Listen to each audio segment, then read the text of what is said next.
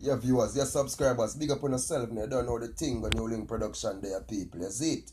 Up and running, man. And people, just store this on new link, get a new link, I go give it to the people, because you don't know the thing. But.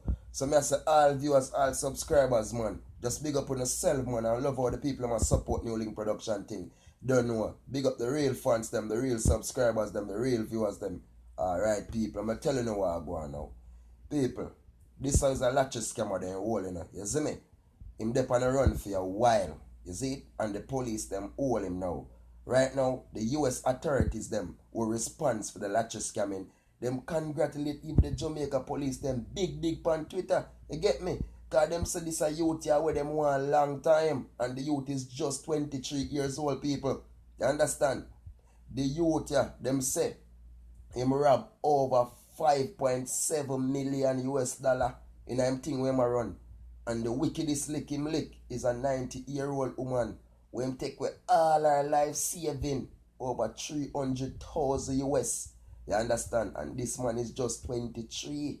You see me? Because him is part, it's the 15, the big group of latches camera where they see them they catch. Don't know maybe at the time when they carry it on the plane with the family them. Him is part of it when they did want, but him did run. You see me?